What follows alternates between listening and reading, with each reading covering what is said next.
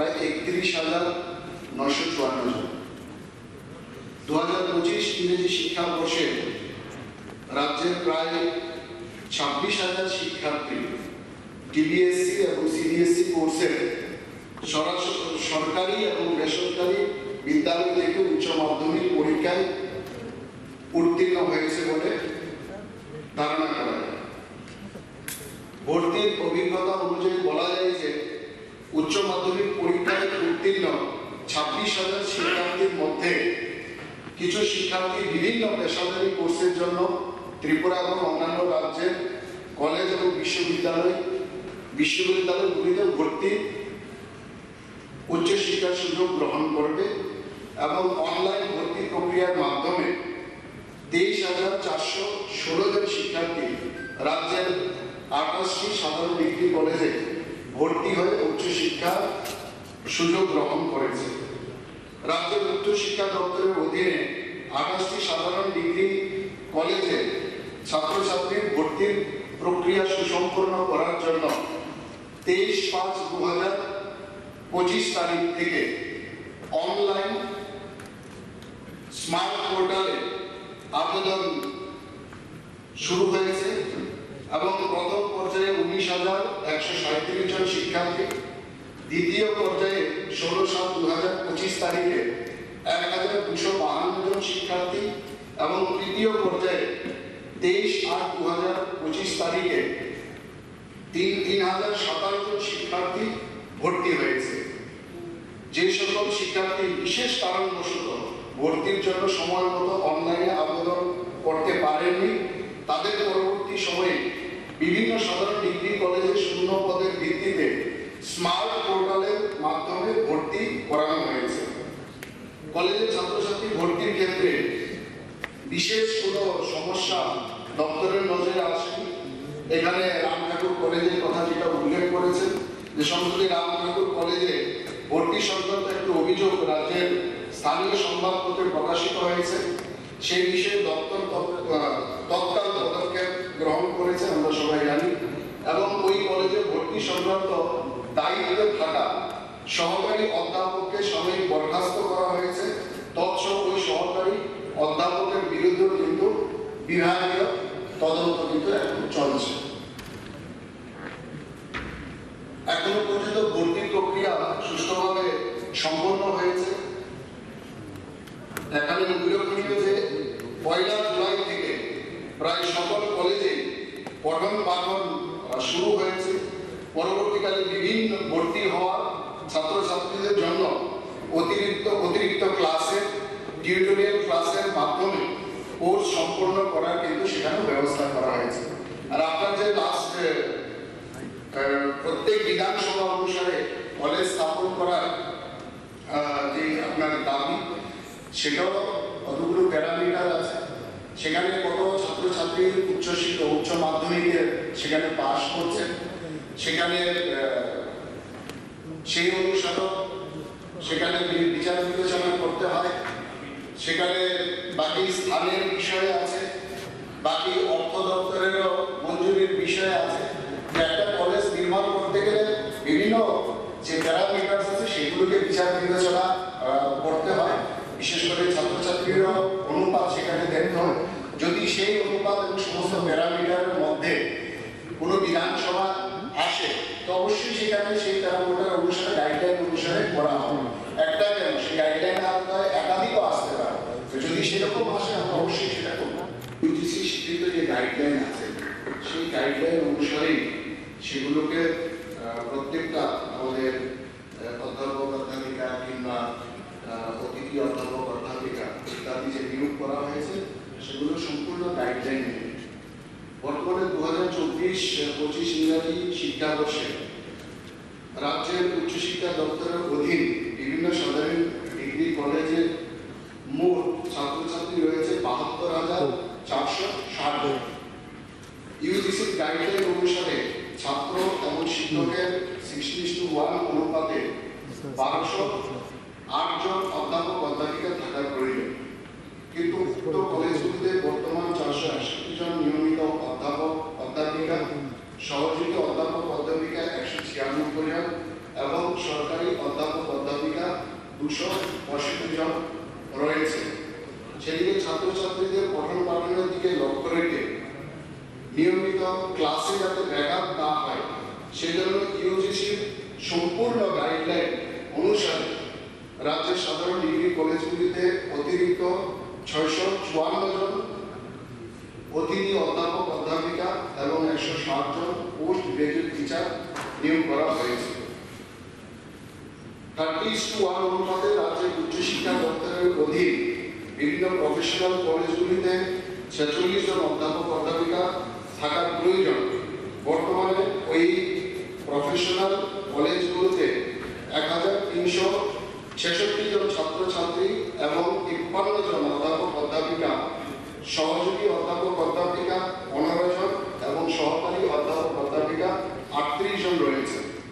ছাত্রছাত্রীদের পঠন পাঠনের দিকে লক্ষ্য রেখে ইউজিসির গাইডলাইন মেনে রাজ্যের প্রফেশনাল কলেজগুলিতেও অতিরিক্ত 39 জন অতিথি অধ্যাপক অধ্যাপিকা এবং 15 জন পোস্ট গ্রাজুয়েট টিচারও সেখানে নিয়োগ করা হয়েছে। রাজ্যের উচ্চশিক্ষা দপ্তরের অধীনে সরকারি সাধারণ ডিগ্রি কলেজগুলোতে বর্তমানে 747 জন কলেজ শিক্ষকের স্বল্পতা রয়েছে। এই শিক্ষক স্বল্পতা দূরীকরণের জন্য বর্তমানে সরকারি সাধারণ ডিগ্রি কলেজে 201টি সরকারি অধ্যাপক অধ্যাপিকা শূন্য পদ পূরণের জন্য ইতিমধ্যে টিপিএসসি-তে পাঠানো হয়েছে এবং নিয়োগ প্রক্রিয়া সেটা চলছে। ইতিমধ্যে আরো 200টি সরকারি অধ্যাপক অধ্যাপিকার পদ সৃষ্টির জন্য অর্থ দপ্তর থেকে অনুমোদন পাওয়া গেছে এবং শীঘ্রই তা দপ্তর থেকে রাজ্য মন্ত্রিসভায় অনুমোদনের মাধ্যমে নিয়োগের উদ্যোগ সেখানেও নেওয়া হবে। বর্তমানে রাজ্যের উচ্চশিক্ষা দপ্তরের অধীন রাজ্যের টেকনিক্যাল কলেজ ও বিভিন্ন পলিটেকনিক্যাল কলেজগুলোতে মোট ছাত্রছাত্রী রয়েছে 3001 জন। এআইসিটি গাইডলাইন অনুসারে ছাত্র ও শিক্ষকের 25:1 অনুপাতে 120 জন অধ্যাপক অধ্যাপিকা থাকার প্রয়োজন। বর্তমানে উক্ত কলেজগুলোতে 143 জন অধ্যাপক অধ্যাপিকা, অধ্যাপক 6 জন, সহযোগী অধ্যাপক অধ্যাপিকা 46 জন, সহকারী অধ্যাপক অধ্যাপিকা 6 জন এবং লেকচারার 85 জন রয়েছে। তাছাড়াও ছাত্রছাত্রীদের পঠন পাঠনের দিকে লক্ষ্য রেখেও নিয়মিত ক্লাসে যাতে ব্যাঘাত না হয় সেজন্য ইউজিসি গাইডলাইন অনুসারে রাজ্যের টেকনিক্যাল কলেজ ও বিভিন্ন পলিটেকনিক্যাল কলেজগুলিতে অতিরিক্ত 39 জন অতিথি অধ্যাপক অধ্যাপিকা, 1 জন পোস্ট গ্রাজুয়েট টিচার এবং 85 জন লেকচারার সেখানে নিয়োগ করা হয়েছে।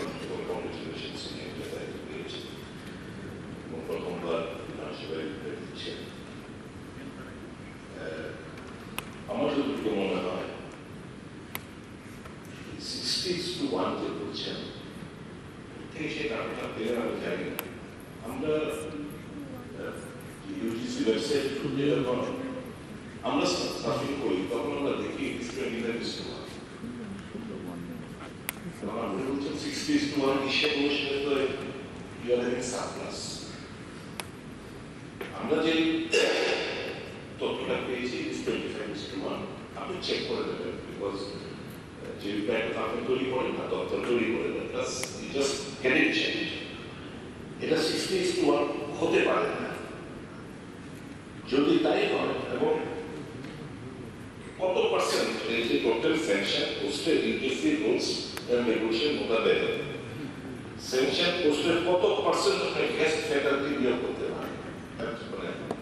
গেস্ট ফ্যাকাল্টি হিসেবে টোটাল স্যাংশন পোস্টের 20% আপনি অ্যাবজর্ব করতে পারেন গেস্ট লেকচারার হিসেবে। যখন এই দপ্তরটা মাননীয় মুখ্যমন্ত্রীর কাছে ছিলেন, 25টি সাধারণ ডিগ্রি এবং 5টি প্রেসিডেন্ট ডিগ্রি কলেজে গত 12 জানুয়ারি মাননীয় মুখ্যমন্ত্রী সাহেব যে উদ্যোগটা দিয়েছিলেন 72,009 জন ছাত্রছাত্রী তখন ছিলেন এবং 25:1 হিসেবে 2,880 জন অ্যাসিস্ট্যান্ট প্রফেসর পাওয়া। কিন্তু বর্তমানে রয়েছে 661 স্যাংশন পোস্ট 201টি ভ্যাকেন্ট পোস্ট, অর্থাৎ 407 জন অ্যাসিস্ট্যান্ট প্রফেসরের মধ্যে 20-25 জন ইতিমধ্যেই রিটায়ারমেন্টে চলে গেছে। তাহলে শিক্ষা ব্যবস্থা বর্তমানে এই 2400 জন আরো অ্যাসিস্ট্যান্ট প্রফেসরের প্রয়োজন রয়েছে। আপনি যদি রেশিও 60:1 ধরে থাকেন, fine, absolutely, I have nothing to say, but I know this is not a factual. এবং এই যে নেট সেট পিএইচডি পাস করা যাদেরকে আপনি গেস্ট লেকচারার হিসাবে আপনি এখন করছেন, আপনি বলছেন ইউজিসি রুলস এন্ড রেগুলেশন মেনে এদেরকে নেওয়া হচ্ছে।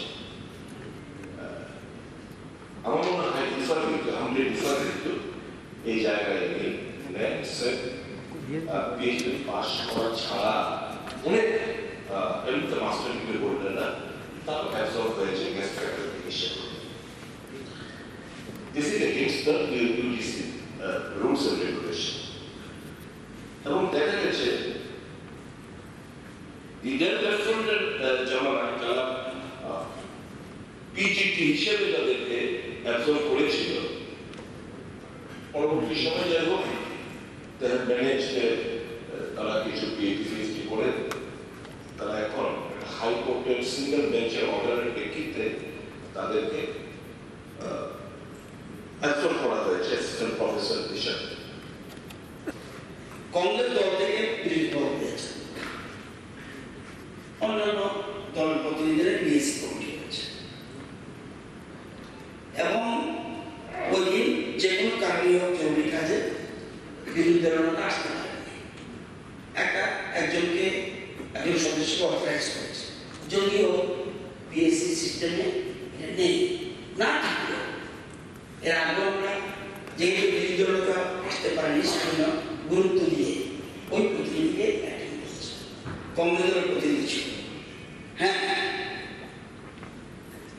সিপিএমের প্রতিনিধি বলেছেন যে 4 দিন হওয়া উচিত, এই ধরনের কিছু বলেছেন, তিনি তবুও এরকমই প্ল্যান করেছেন।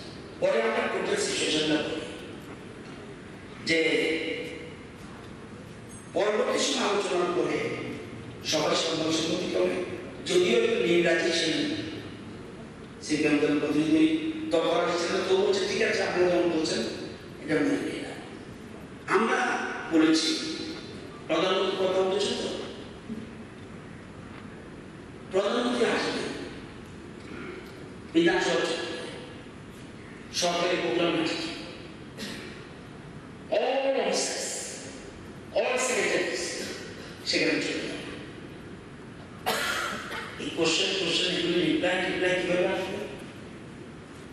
এর আমরা কিন্তু ইতিহাস করতে চাই না, নাটক করতে চাই না। আমার মনে আছে শুধু অবদান ছিলেন, এই হামলা একটা ঘটনা ঘটেছিল, সেটা এখানে না বলি খুশি হতাম। সিটু অয়েল গ্যাস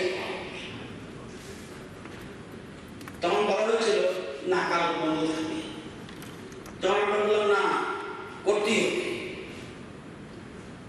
বলছে দেখেন আমরা কিন্তু থাকবো না,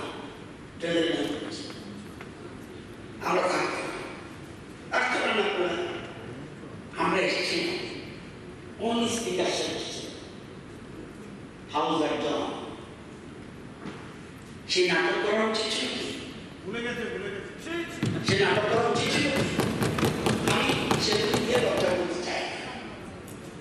এরকম প্রধানমন্ত্রী আসছে দেশে, সরকার পৃথিবী এখন সর্ববৃহৎ জনপ্রিয়, এটা কোনো সন্দেহ নেই। সেখানে আসবে, আমি হাউস যা হতে পারে এই জন্য আমরা বোঝানোর পরে বাবু বলেছেন ঠিক আছে, যদি কোনো টেকনিক্যাল প্রবলেম না থাকে এটা করা যেতে পারে, অসুবিধা না। যদি উঠে যায় আমরা বলবো না যে উঠায় না, উনিও বলেছেন, কয়েকজন প্রতিনিধি উনি বলেছেন, কিন্তু পরবর্তী জন্য সর্বসম্মতি করেছেন। আর আমরা বলেছি, আমরা যখন কমিটমেন্ট করছি আগে বলেছিলাম নেক্সট সেশন যেন বেশি হয়, আমরা নেক্সট সেশন বেশি করে দিয়েছি, এটা অস্বীকার করতে পারবেন না। এবারও যে নেক্সট সেশন বেশি দিন দেবো, দিলে হয় না। দেখা গেছে সদস্যরা কাজ করে না, এটা দেখেছে 5 ডে চলতে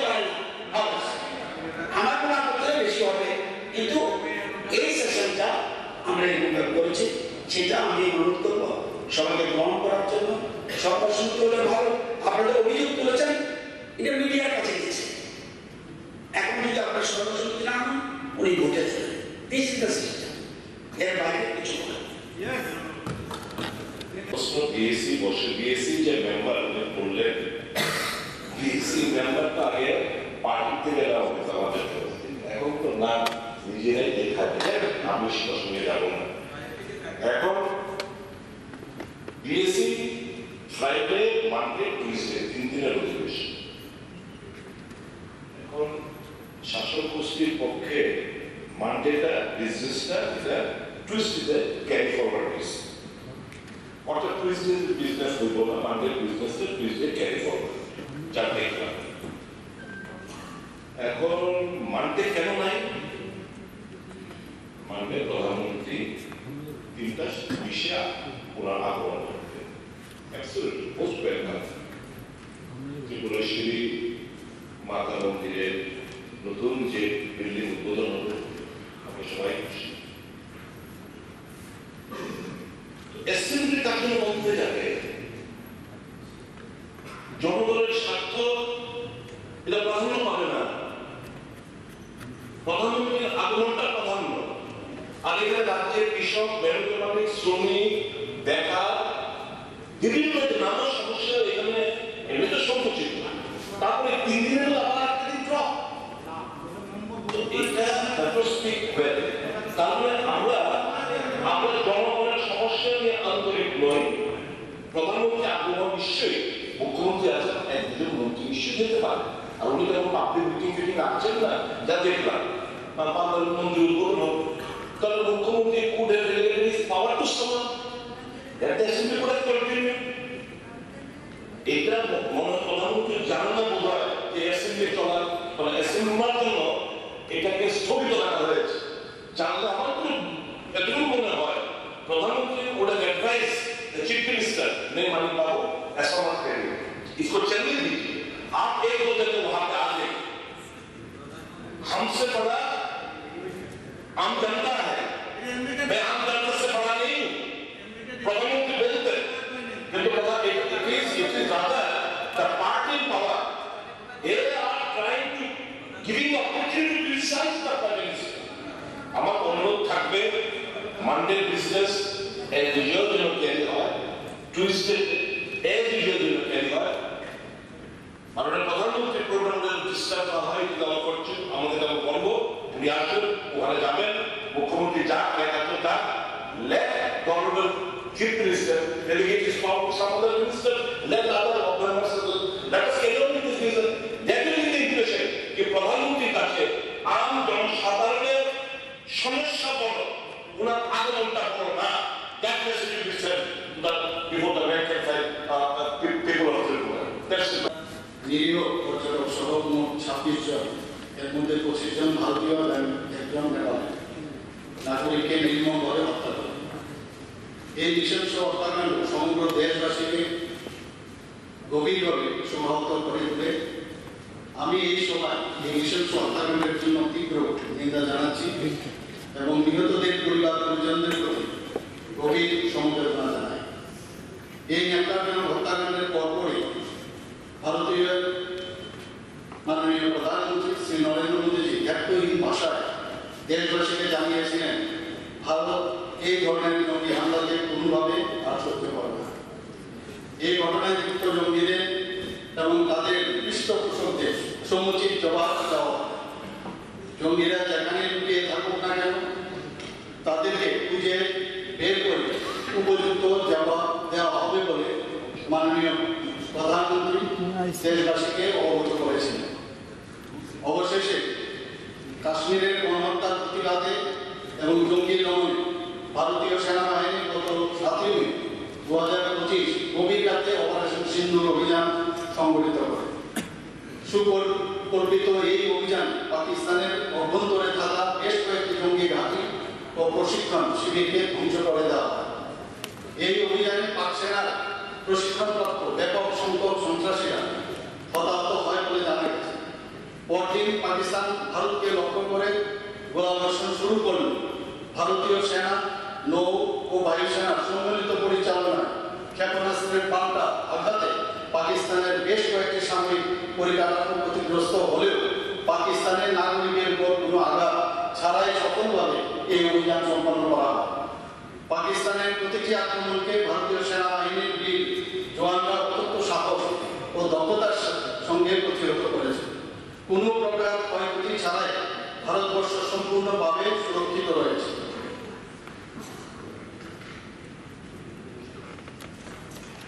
August, after division branch chaired by Justice J.K. Maheshwari and Justice Rajesh Brinda, তারা একটা দীর্ঘ একটা মামলা রায় দিয়েছে। মামলাটা হলো বিফোর 2018 ইন্ডিয়ান গভর্নমেন্ট এই সময়তে অনেকগুলো দপ্তরে রিক্রুটমেন্ট প্রসেস তারা শুরু করেছিলেন এবং বেশ করে দপ্তরে রিক্রুটমেন্ট প্রসেস এটা সম্পূর্ণ হয়েছে, কিন্তু on the bars of the election ঘোষণা না হলেও সেরকমভাবে তার আগে প্রসেস শেষ হলে আর কিছু অলরেডি ইলেকশন প্রসেস শুরু হয়েছে, সে কারণে ছাড়া অলটুগেদার এই সংখ্যা অ্যারাউন্ড 20,000 এটা বিভিন্ন দপ্তরে আছে, টিপিএসসিও আছে। তো সেই জায়গায় রিসেন্টলি সেখানে কয়েকটা দপ্তরে হোম ডিপার্টমেন্টের পিএসআর, তারপর পুলিশ আর টিপিএসসি, ইন্সপেক্টর অফ ভায়োলেন্স, এরকম কিছু দপ্তরে সেখানে সমস্ত পরীক্ষা নিরীক্ষা করে মাননীয় সুপ্রিম কোর্ট বলেছে যে এখানে কোনো ধরনের ইরেগুলারিটিস হয়নি। গভর্নমেন্ট একটা কতগুলো ক্ষেত্রে একটা সুনির্দিষ্ট টাইম বলে দিয়েছে, এই সময়ের মধ্যে কোনোটা 2 মান্থস, কোনোটা 3 মান্থস, কোনোটা 4 মান্থস স্টেট গভর্নমেন্ট তাদের অ্যাপয়েন্টমেন্ট ব্যবস্থা গ্রহণ করা হোক। আমি স্যার গভর্নমেন্টের তরফ থেকে, মাননীয় মুখ্যমন্ত্রীর তরফ থেকে এ সম্পর্কে যে গভর্নমেন্ট কি স্টেপ নিচ্ছে কবের মধ্যে, যারা এই যে সুপ্রিম কোর্ট যে নির্দেশিকা দিয়েছে এরকম প্রায় 20,000 পোস্ট অলটুগেদার, সেখানে তার মধ্যে এই কটা ডিপার্টমেন্টের কখনের মধ্যে এবং এখানে কতগুলোর ক্ষেত্রে একদম টাইম মান বলে দিয়েছে। এটা এডুকেশন আছে, টিপিএসসি আছে, এই হোম আছে, সরকার সে ব্যবস্থা গ্রহণ করবেন। এটা এই হাউসকে স্পষ্ট করে দেওয়া ইমিডিয়েট ড্রাফট এর সাথে অস্বাভাবিক আরবিট্রারি বিদ্যুৎ বিল এবং নানা ধরনের যে ডিসক্রিপেন্সিস অ্যারাইজ করছে যেগুলোতে জনগণ মুখী গ্রহণ করছে। স্মার্ট মিটার অবশ্যই এটা এক ধরনের যে নতুন প্রযুক্তির ব্যবহার, নতুন নতুন প্রযুক্তি আসুক, তা রাজ্যেও লাগু করা হবে, কোনো সন্দেহ নেই, কেউ বিরোধিতাও করবে না। কিন্তু এই স্মার্ট মিটার এটার মনিটরিং ব্যবস্থা, তার নেগেটিভ এবং পজিটিভ যে অ্যাসপেক্ট রয়েছে, যাতে ভোক্তাদের, নাগরিকদের তাদের স্যাটিসফ্যাকশন আনতে পারে, তার সাথে একই সাথে রেভিনিউ, আর্নিং, জেনারেশন এটাও যদি হয়, সবটা দেখে প্রস এন্ড কনস আরো ভালোভাবে যে ভাবনা চিন্তা করে পাবলিক হিয়ারিং করে এটা লাগানো ছিল। কিন্তু এটা করার ফলে এমনিতে রাজ্যে বিদ্যুতের বেহাল অবস্থা, দিনে অসংখ্যবার ইন্টারাকশন হয়, তারপরে এই প্রযুক্তির ব্যবহারে একটা অসহনীয় অবস্থা সারা ত্রিপুরাজ্যে প্রায় প্রতিদিন আমরা লক্ষ্য করছি যে মানুষ রাস্তায় নেমে তার প্রতিবাদ করছে। বিদ্যুৎ দপ্তরের বিভিন্ন অফিসগুলোতে সেখানে নিরীহ কর্মচারীদের উপর সে প্রক্রিয়া করছে, এটা বাঞ্ছনীয় না।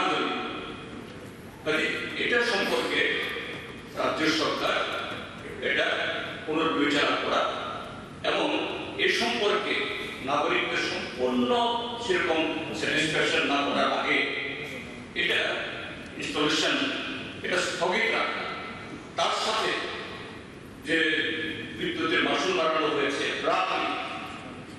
এটাও বিবেচনা করার জন্য আমি দাবি আছি। এ সম্পর্কে মাননীয় মুখ্যমন্ত্রী ও মাননীয় বিদ্যুৎ মন্ত্রী এটা এই হাউস আশ্বস্ত করেন। ভিজিটিং প্রফেসরের মধ্যে এরকম অনেক রয়েছে যারা নেট সেট পিএইচডি পাস হাইকোর্টের রায়কে যদি আমরা ফলো করে সরকারের পদক্ষেপটা গ্রহণ করলে এদের মধ্যে যেটা যারা ডিসিপ্লিন প্রফেশন হিসেবে এখন দায়িত্ব পালন করছে why can't we absorb that directly from among them? Number one. Number two, আরেকটা মজাদার ব্যাপার হচ্ছে এই যে অ্যাডভার্টাইজমেন্ট করলেন যে 200 খবরটা পোস্টে 200 পোস্টে প্লাস আরো 200 পোস্ট বলছেন ফিনান্স অ্যাপ্রুভাল দিয়েছে মানে 401 পোস্ট প্রবলেম হচ্ছে এখানে যেটা কারেক্টলি বলেছেন যে 40 ইয়ার্স আপনার দপ্তর তরফ থেকে 40 ইয়ার্স এবং টিপিএসসি ওটাই ফলো করছে অথচ ইউজিসি রুলস মোতাবেক যারা নেট সেট পিএইচডি পাস করা তাদের there is no upper age limit. Thereby, by this notification, you are devaluing a large chunk of the আমাদের নেট সেট পিএইচডি পাস করা তারা এতে অ্যাপ্লাই করতে পারছে না অংশগ্রহণ করতে পারছে না কখনো এই জিনিসটা বড় একটা look আপনার দেওয়া দরকার we are there to help you don't go by what yes of course officers are there to guide you but in this auspicious place they will misbelieve us with data that is not acceptable you search you are highly professional highly qualified minister you search and get this thing corrected. The reply that you have stated over here is, I'm sorry to say, is incorrect, is not fact. Fact is something else. I'm going to quote the বলছি মুখ্যমন্ত্রীকে দিয়েও যখন ওই ডক্টরকে না দিচ্ছিলেন জানুয়ারি মাসে ওই 60:1 না যেটা পাঠ করানো হয়েছে which is incorrect. Please get it checked. Don't believe me, but I know this is the statement that you have stated over here is incorrect. Get your facts corrected and আপনি দেখবেন এই যে ফ্যাক্টস এন্ড ফিগারস গুলো আপনি বলেছেন আপনাদের বিশাল একটা ঘাটতি আমাদের ঠিক আছে প্রফেসর পিয়ারটা ঠিক আছে মন্ত্রী সংখ্যাটা তার মাত্র 50% আর 654 জনই হলো পার্ট টাইম বা গ্যাস এই বলছেন স্যার এটা নিয়োগ করা হচ্ছে গেস্ট লেকচারার এবং পার্ট টাইম এটা পিওরলি টেম্পোরারি এটা কি করে এই ইউজিসি নর্মস মানা তো এই ক্ষেত্রে এইভাবে যদি বছরের পর বছর চলতে থাকে কোয়ালিটি অফ এডুকেশন মাননীয় মুখ্যমন্ত্রী প্রায় শুনে বলেন যে না রাজ্যের শিক্ষার উৎকর্ষতা বাড়ানো হবে তো এইভাবে উৎকর্ষতা বাড়বে আর কিভাবে এটা পার্ট টাইম বা গেস্ট লেকচারার এটাকে আমরা নিয়োগ করেছি এটাকে নিয়োগ বলা হয় হাউ ইজ অ্যাপয়েন্টমেন্ট এবং এই ক্ষেত্রে ইউজিসি যে নর্মস নানা ধরনের থাকে কখনোই এগুলি মেনটেন করা সম্ভব না তাদের সেই ক্ষেত্রে এই ভ্যাকান্সি সার্বিকভাবে আমাদের শিক্ষার কোয়ালিটি আনার জন্য গভর্নমেন্ট কি উদ্যোগ গ্রহণ করবে এর মানে ওনার স্টেটমেন্ট পরিষ্কার যে মোর দেন 50% যে আমাদের স্টেটে সেরকম প্রয়োজনীয় শিক্ষক আমাদের নেই এটা কখন এবং নিশ্চয়ই একদিনে হবে না এটা কিভাবে এবং উইদিন কতদিনের মধ্যে এটা করার ব্যবস্থা গ্রহণ করবেন মাননীয় মন্ত্রী এই আমি এই চতুর্থবার আসার পর প্রথম নির্দেশ আগে যে একটা চিঠি দিয়েছিলাম আমাদের এলাকায় চন্দ্রপুরে এখানে 14-15টা বাড়ি প্রায় 25-30 বছর ট্যাগ দিচ্ছে কিন্তু জলে নেই আমি মাননীয় মেয়র সাহেবকেও চিঠি দিয়েছি এবং ব্যক্তিগত করেছি কিন্তু একটা কাজ যদি স্যার আগে জানতাম 18 মাসের বছর এখন দেখছি স্যার 60 মাসের বছর এখন এটা যেটা আমি ধন্যবাদ জানাই আমাদের মাননীয় এমএলএ রঞ্জিত দেববর্মন মহোদয় এটা গতবার এটা করেছিলেন আমি বলছি স্যার আপনি জানেন যে ঔষধের দাম গত 4-5 বছরে 140% বেড়েছে ইন্ডিয়ান মেডিকেল কাউন্সিলের অনুমোদিত একটা স্টেটমেন্ট আমাদের আছে টু ওয়ান সাইড সাবজেক্ট। আমাদের মাননীয় মুখ্যমন্ত্রী উনি একটা রেসপেক্টেড ডক্টর, আমি সে কথা বলবো যে গরিব জনগণ সেবা পায়, এটা ঠিক। এখন জিনিসের ঔষধের দাম যেভাবে বেড়েছে, এটা আমি যে কোনো একটা ওষুধের কথা বলছি, 3 বছর আগে ছিল 150 টাকা, এখন হয়ে গেছে 250 টাকা। দ্রব্যমূল্য এইভাবে বাড়ছে। সরকারে আপনার কষ্ট না, আমি জানি আপনার যেভাবে ফুল উঠছে তো আমি স্যার বলছি যে জনগণের দিকে তাকিয়ে আপনারা মুখ্যমন্ত্রী, মাননীয় মুখ্যমন্ত্রী তো প্রথম বিধানসভায় বলেছেন প্রথম বছরে যে 50 লাখ থেকে 75 লাখ, এটা তো টাকা তো যা আছে তাই, তার থেকে গরিব জনগণের 10 লাখ টাকা করার জন্য আবেদন রাখছি, এটা ব্যবস্থা নেবেন মাননীয় প্রধানমন্ত্রী। ইউজিসি রুলস আমাদের রাজ্যের জন্য নয়, ইউজিসি রুলস আমাদের সারা দেশের জন্য। অধ্যাপক, নিয়মিত অধ্যাপক, অতিথি অধ্যাপক, সহকারী অধ্যাপক সারা দেশেই আছে এবং তার জন্য একটা রুলস আছে, সেই রুলস অনুসারেই সেটা হয় এবং সেই রুলস মেনেই আমরা সেগুলোকে নিয়োগ দিয়েছি। মাননীয় কল্যাণী সাহারাই যে তথ্যটা আমার কাছে চেয়েছেন, আপাতত এই তথ্যটা নেই, পরবর্তী সময়ে অবশ্যই আমি সেই তথ্যটাও আমি বার করব। আর বাকি আমাদের মাননীয় বিধায়ক সুদীপ রায় বর্মন যেটা বলেছে, আমার কাছে তো এখন এই তথ্যই আছে যে স্কুল এডুকেশনের ক্ষেত্রে বর্তমানে যে জাতীয় শিক্ষানীতি সেই অনুসারে স্কুলের ক্ষেত্রে 30:1, ইউজিসির ক্ষেত্রে আমাদের 60, জেনারেল ডিগ্রি কলেজের ক্ষেত্রে 60:1, প্রফেশনাল কলেজের ক্ষেত্রে 30:1 এবং টেকনিক্যাল কলেজের ক্ষেত্রে সেটা 25:1। এটি আমার কাছে আছে। তারপর যদি মনে হয় আমি অবশ্যই সেটা দেখব, যদি কোনো ঘাটতি থাকে অবশ্যই সেটা পূরণ করব। আমাদের মূল উদ্দেশ্য হচ্ছে আমাদের স্টুডেন্টরা যাতে, ছাত্রছাত্রীরা যাতে শিক্ষকের অভাবে তাদের পড়াশোনার ব্যাঘাত ঘটে সেটা যাতে না হয়, সেটা আমাদের সামর্থ্যের মধ্যে থেকে যতটা সম্ভব অন্তত ছাত্রছাত্রীদের স্বার্থে সেটাকে পরিপূর্ণ করা। নেক্সট কোশ্চেন শ্রী সুদীপ সরকার। রাজধানীর আগরতলা পাড়াঘাট কালীচক্র এলাকার তরুণ কর্মকারী শ্রী পবিত্র রায়, তিনি গত 19 মে 2025 তারিখ ভারতীয় সময় সকাল 7:16 বিশ্বের সর্বোচ্চ শৃঙ্গ এভারেস্ট জয় করে সমগ্র ত্রিপুরাবাসীর মাথা গর্বে উঁচু করে দিয়েছে। পবিত্র রায় একজন তথ্য প্রযুক্তি পেশাজীবী এবং তার বর্তমানে বেঙ্গালুরুতে কর্মরত। পাশাপাশি তিনি একজন দক্ষ সাইক্লিস্ট ও অ্যাডভেঞ্চার প্রেমী এবং পাশাপাশি তিনি প্রকৃতি ও পরিবেশ প্রেমী। এবারে অভিযানে তিনি আগরতলা থেকে নেপালে পাপলু পর্যন্ত প্রায় 1400 কিলোমিটার দীর্ঘ সাইকেল যাত্রার মাধ্যমে অভিযাত্রা শুরু করেন এবং মাত্র 63 দিন অক্লান্ত পরিশ্রম, সাহস ও দৃঢ় মনোবল নিয়ে এভারেস্ট গৌরব অর্জন করেন। ইতিপূর্বে তিনি আফ্রিকার মাউন্ট কিলিমাঞ্জারো, ইউরোপের মাউন্ট এলব্রুস পর্বত শৃঙ্গ জয় করেছেন। বর্তমানে তিনি 7 সামিটস অভিযান যুক্ত আছেন, সেখানে আরো 4টি শৃঙ্গের জয়ের জন্য লক্ষ্য রয়েছে। এবারে অভিপ্রায়ের মাউন্ট এভারেস্ট অভিযান ছিল পরিবেশ বান্ধব ট্রাইথলন, যা সাইকেল যাত্রা, পর্বতারোহণের ম্যারাথনের সমন্বয়ে গঠিত। শ্রী অভিপ্র রায় ত্রিপুরার প্রথম সফল এভারেস্ট পর্বতারোহী।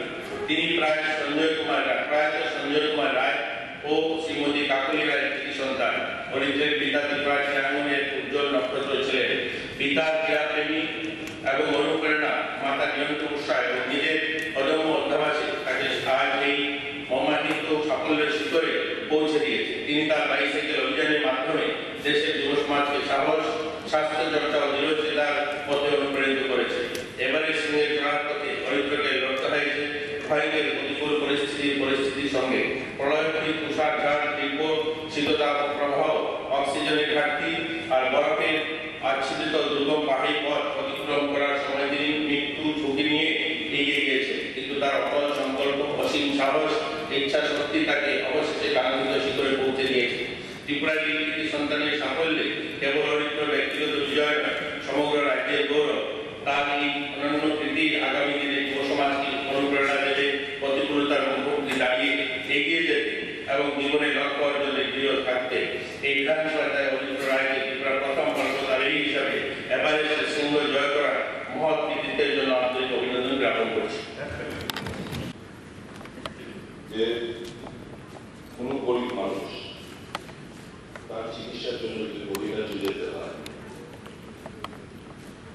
আমরা যারা বিধায়করা রয়েছে আমরা প্রস্তাব দিই নোডাল অফিসারের কাছে পরিস্থিতিটা সরকার no issue.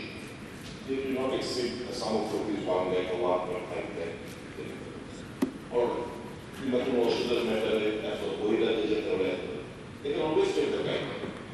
Extra burden solution বাড়ালো ডক্টর হচ্ছে এখন হিউম্যান লাইফ তুমি একটা প্রশ্ন করেছি বিনা চিকিৎসায় উন্নত মানের চিকিৎসা ছাড়া কিংবা তার ফিনান্সিয়াল কনস্টিটিউশনের প্রেক্ষিতে ওষুধপত্র জোগাড় করতে পারছেন না there has been a spike in the last few years, there has been a spike in the price of medicines.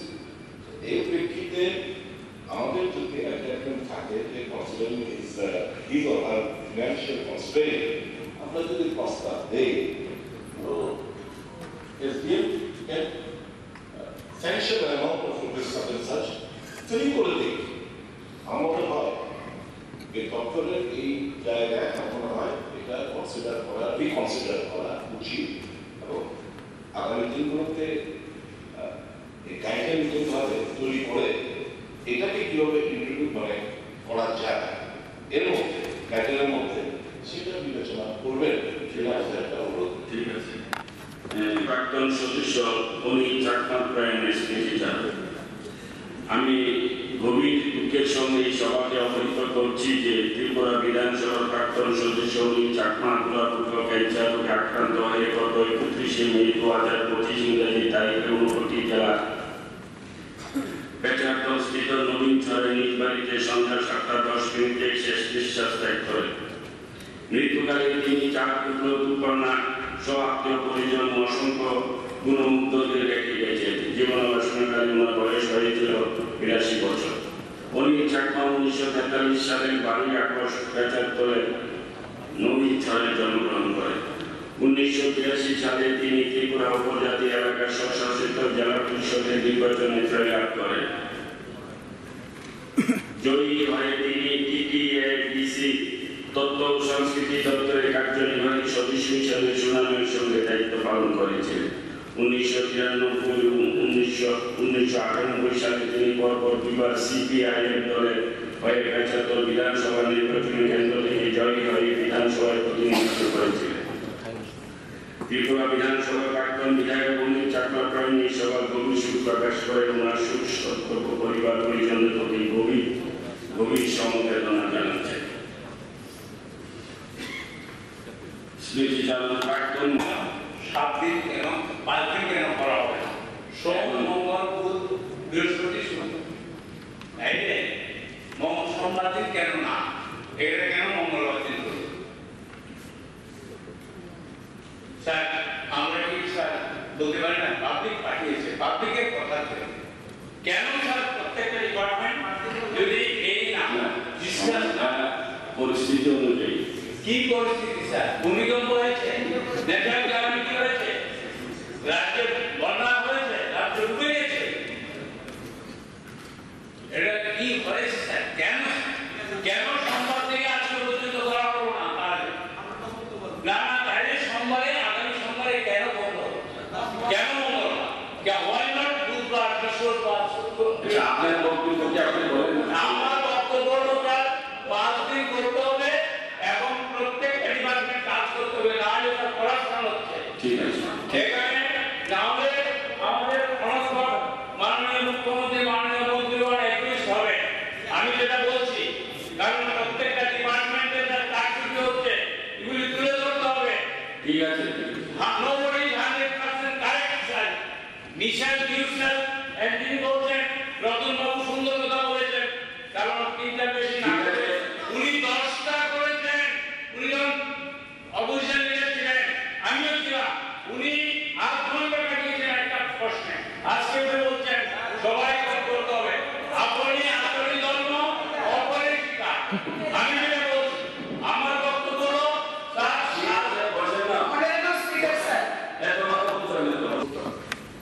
UGC স্বীকৃত বিভিন্ন সাধারণ ডিগ্রি কলেজে ছাত্র ও বিষয়ে 60:1 অনুপাতে 1208 জন অধ্যাপক অধ্যাপিকা থাকার প্রয়োজন।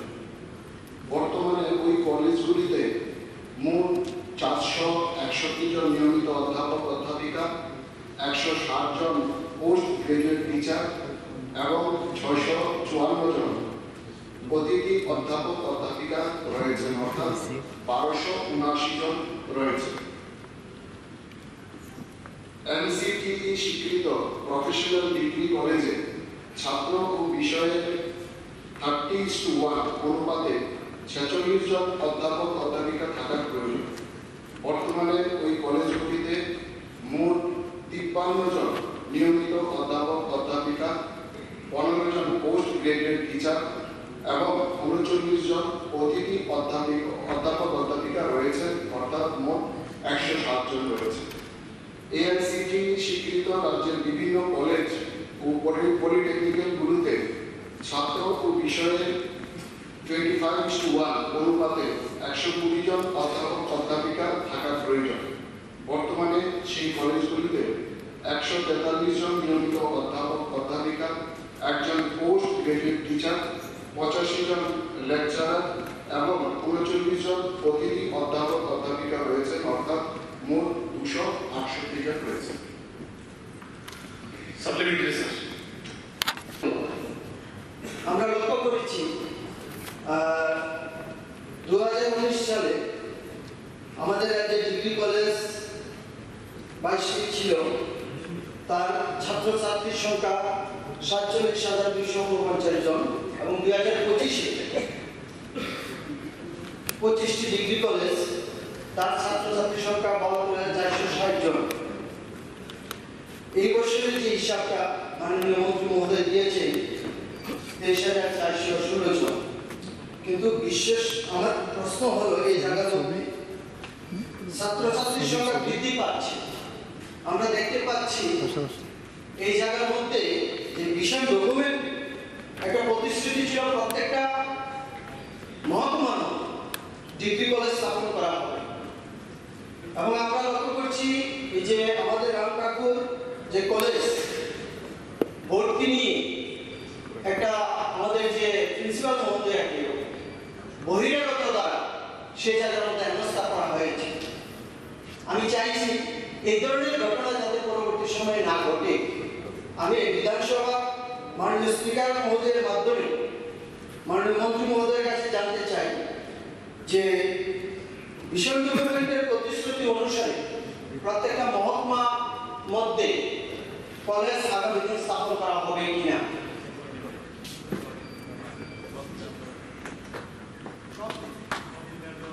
সব বিধানসভা এলাকার মধ্যে কেন ঠিক শ্রী নরেন্দ্র মোদীজির দূরদর্শী নেতৃত্বে সাফল্যের সঙ্গে এই অভিযান এবং পাকিস্তানি হামলা যোগ্য জবাব যেভাবে ভারতে সেনাবাহিনী দিয়েছে, তাতে ভারতের বীর পরাক্রমকে সূচিত করে। সন্ত্রাসবাদ এবং সন্ত্রাসবাদীদের বিরুদ্ধে ভারতের এই অভিযান অব্যাহত থাকবে বলে মাননীয় প্রধানমন্ত্রী যে ঘোষণা দিয়েছেন, আমি রাজ্যবাসীর পক্ষ থেকে এর প্রতি পূর্ণ সমর্থন জানাচ্ছি। ভারতের প্রতিরক্ষা ব্যবস্থা গত 1 দশকে যেরকম শক্তিশালী হয়েছে, এই অভিযান তারই সাক্ষ্য বহন করে। ভারত অহিংসার বিজয় ও শান্তিপূর্ণ সহাবস্থানে বিশ্বাস, কিন্তু ভারতের বিরুদ্ধে নাশকতামূলক জঙ্গি কাজকর্ম এবং দেশের স্থিতিশীলতাকে নষ্ট করার যে কোনো চক্রান্তেরই ভারতবর্ষ যোগ্য জবাব দিতে প্রস্তুত। ত্রিপুরা রাজ্য বিধানসভার এই পবিত্র সভা থেকে মাননীয় প্রধানমন্ত্রী এই বাস্তবিক পদক্ষেপ এবং ভারতীয় স্থল, নৌ এবং বিমান বাহিনী অভূতপূর্ব সাফল্যকে অভিনন্দন করছি। সীমান্তরক্ষী বাহিনী সহ নিরাপত্তা বাহিনীর সকল স্তরের অফিসার এবং কর্মীগণ যারা অত্যন্ত ভয়ে অসীম সাহসিকতার সঙ্গে আমাদের সীমানায় অতন্ত্র প্রহরী কাজ করেছেন এবং দেশকে সুরক্ষিত রাখছেন। রাজ্য বিধানসভার এই সভা থেকে আমি তাদেরকে অভিনন্দন জানাচ্ছি। অপারেশন সিন্দুর অভিযানের মাধ্যমে ভারত শুধু কাশ্মীর উপত্যকার মানবতা বিরোধী গণহত্যাকাণ্ডের উপযুক্ত জবাবই দেয়নি, গোটা বিশ্বকে প্রমাণ করেছে সন্ত্রাসবাদ মোকাবিলায় ভারত সর্বদা সতর্ক, শক্তিশালী এবং প্রয়োজনে সীমান্ত পেরিয়ে শত্রুর ঘাঁটিতে সরাসরি আঘাত হানতেও ভারত দ্বিধা করবে না। অপারেশন সিন্দুর নিঃসন্দেহে সন্ত্রাসবাদের বিরুদ্ধে ভারতের এক ঐতিহাসিক মাইলফলক হিসাবে স্থান করে নিয়েছে। মাননীয় প্রধানমন্ত্রী শ্রী নরেন্দ্র মোদীজির দৃঢ় নেতৃত্ব ও সুপরিকল্পিত পদক্ষেপের ফলে অর্জিত এই গৌরবোজ্জ্বল বিষয় উপলক্ষে ত্রিপুরা বিধানসভা মাননীয় প্রধানমন্ত্রী, প্রতিরক্ষা মন্ত্রী, জাতীয় নিরাপত্তা উপদেষ্টা, চিফ অফ ডিফেন্স স্টাফ, ভারতীয় সেনাবাহিনী, নৌসেনা ও বায়ুসেনার প্রধান সহ বিএসএফ এর প্রধান এবং মাতৃভূমিকে সুরক্ষিত রাখার শপথ নেওয়া সকল বীর জওয়ানদের প্রতি আন্তরিক শ্রদ্ধা ও অভিনন্দন জ্ঞাপন করছি।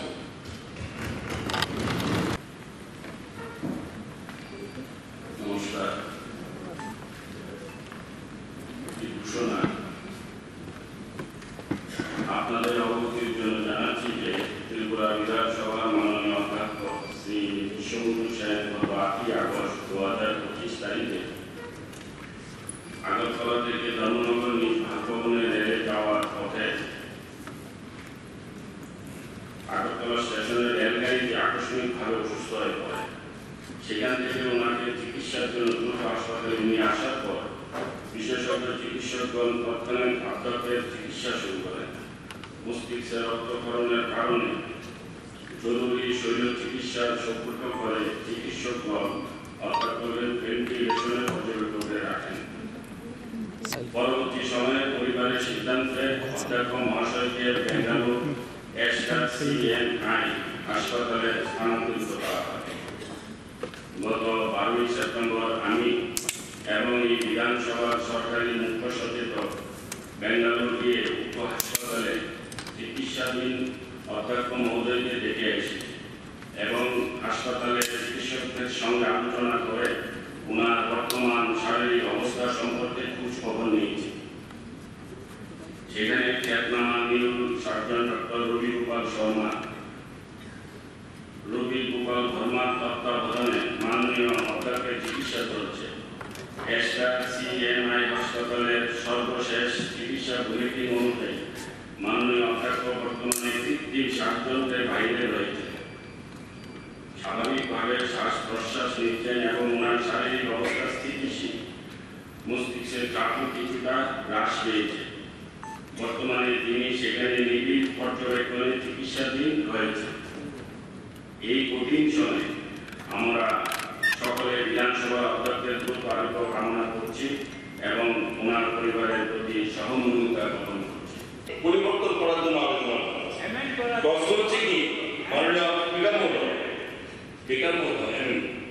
স্পিকার মহোদয়, একটা জিনিস আমরা সকলে জানি যে সারা রাজ্যে মানুষের যারা 100% মানুষের জন্য প্রধানমন্ত্রী আয়ুষ্মান ভারত যোজনার জন্য যত লোক আমরা করতে পেরেছি 50% বেশি লোক যেখানে ছিল না সেটা কিন্তু মুখ্যমন্ত্রী জন আরোগ্য যোজনার মাধ্যমে আমরা করে দিয়েছি।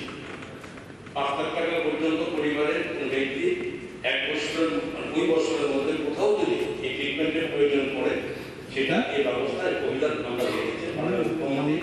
যে জন আরোগ্য যোজনার মাধ্যমে করেছে বাকিটা প্রধানমন্ত্রী এখন যেটা আছেন এতে গরিব মানুষের সুযোগ পাবে না বা সেটা তো আমরা দেখছি না এবং গরিব মানুষ সেই সুযোগের আওতার মধ্যে আসার জন্য সব ব্যবস্থা রাজ্য সরকার করেছে।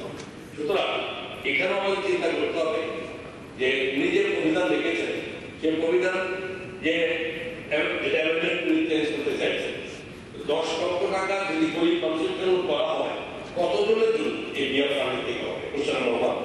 আর যেখানে 100% মানুষেরই ব্যবস্থা করে করা হয়েছে মুখ্য যোজনার মাধ্যমে সেটাও প্রশ্ন আছে যার সামনে আপনার অবগত করব। ধন্যবাদ। লিখেছেন সেটা এই মুহূর্তে আমাদের যে বিয়ার হয়েছে এই পর্যন্ত যে আপনার এখানে আমাদের গাইডলাইন সেই গাইডলাইন অনুযায়ী ওনার এটা গ্রহণযোগ্যতার মধ্যে আসে। অ্যাকচুয়ালি বিয়ারগুলো কোন ক্ষেত্রে আমরা করতে পারবো আমাদের বিয়ার ফান্ডের টাকা দিয়ে সেটাও মোটামুটিভাবে সকলেরই কিছু অবগতি আছে। তবুও মাননীয় সদস্য যেহেতু বলছেন কিন্তু আমাকে একটু বলতে হবে কিসে বলতে আমরা আছি হিসাবে করতে পারবো। যেমন ধরুন স্কুল, সমাজ শিক্ষা কেন্দ্র, অঙ্গনারী এবং বালবাড়ি করে হোস্টেল, লাইব্রেরি, সরকারি বা স্থানীয় সংস্থা শিক্ষা প্রতিষ্ঠানের জন্য কোনো যদি পছন্দ করা যায় তাহলে সেটা আমরা এরিয়া ফান্ডের রূপে সাহায্যপ্রাপ্ত স্বীকৃত বেসরকারি প্রতিষ্ঠানগুলি কখনো বাড়ানো যাবে না। তবে শর্ত হচ্ছে প্রতিষ্ঠানটি অন্তত 3 বছর অর্জিত থাকতে হবে। 2, গ্রাম সভা নগর মানুষের জন্য টিউবওয়েল জলের ট্যাঙ্ক তৈরি করা বা জল সরবরাহের জন্য প্রয়োজনীয় আমরা এসব উন্নতি কাজগুলো করতে পারি। গ্রামীণ সমাজে রাস্তা নির্মাণের জন্য হয় ছোটখাটো করতে হবে, শুরু করতে হবে। তারপরে সেতু নির্মাণ সেই বৃদ্ধ শারীরিকভাবে অক্ষমদের জন্য অমন শেল্টার তৈরি করার সুবিধা এখানে আছে। স্থানীয় সংস্থা এবং শিক্ষিত জেলা রাজ্য ক্রীড়া সমিতির জন্য ভবন তৈরি, ক্রীড়া সমিতি ও শারীরিক শিক্ষা প্রতিষ্ঠানগুলির জন্য মাল্টিজিম সুবিধা তৈরি, সংস্থা সমিতির জন্য খোলা ব্যবস্থা সরকারি অনুমতি জমি কিংবা সমর্পিত জমিতে সামাজিক বনায়ন, কৃষি বনায়ন এবং উদ্যান বাগান করা এটা সুবিধা আছে। গ্রাম শহর নগরের পুকুর পরিষ্কার করা বা পুনঃকরণ এবং সরকারি সেচ ও নিকাশি ব্যবস্থা উন্নয়ন, সাধারণ গোবর গ্যাস প্ল্যান্ট, বিকল্প শক্তি ব্যবস্থা বা যন্ত্রপাতি স্থাপন এই সংশ্লিষ্ট কাজগুলো, সেচের বাদ তৈরি, লিফট সেচ ব্যবস্থা, ভূগর্ভস্থ জলসেচ বা জলের স্তর উন্নয়ন করার সুবিধা তৈরি করা যেতে পারে। গণতন্ত্রতা ও পাঠক উনি যেহেতু উনি বলেছেন, হ্যাঁ যেহেতু বলেছেন আমরা কি করতে পারি, আমরা কি করতে পারি না সেটা আমি যাচ্ছি। তার 2022 ইংরেজি সাল থেকে মাস্টার ডিগ্রি কোর্স চালু করা হয়েছে। এই 6টি কলেজ ছাত্রছাত্রীদের মাস্টার ডিগ্রি কোর্স পড়ানোর জন্য কলেজের নিয়মিত অধ্যাপক ছাড়াও 12 জন পার্ট টাইম টিচার সেখানে নিয়োগ করা হয়েছে। আমি শুরুতেই বলেছি যে সাধারণ ডিগ্রি কলেজগুলোতে যেখানে আমাদের 1208 জন সেখানে অধ্যাপক অধ্যাপিকা থাকার প্রয়োজন, সেখানে কিন্তু আমাদের অতিরিক্ত আছে 1279 জন। যেখানে 1208 জন থাকার কথা সেখানে 1279 জন আছে। প্রফেশনাল ডিগ্রি কলেজগুলোতে সেখানেও আমাদের 107 জন আছে, যেখানে 46 জন থাকার কথা। এবং আমাদের যে পলিটেকনিক্যাল গুলো সেখানেও আমাদের 268 জন, যেখানে 143 জন থাকার কথা সেখানেও 268 জন কিন্তু আমাদের আছে, এখানে কিন্তু আমাদের অতিরিক্ত আছে। মন্ত্রী শিবু সোমেনের প্রয়াণে স্মৃতিচার। আমি গভীর দুঃখের সঙ্গে এই সভাকে জানাচ্ছি যে ঝাড়খণ্ডের প্রাক্তন মুখ্যমন্ত্রী তথা প্রাক্তন কেন্দ্রীয় মন্ত্রী শিবু সোরেন গত 4 আগস্ট 2025 তারিখে দিল্লির শাহগঙ্গা হাসপাতালে সকাল 8:56 চিকিৎসাধীন অবস্থায় শেষ নিঃশ্বাস ত্যাগ করেন। মৃত্যুকালে ওনার বয়স হয়েছিল 81 বছর।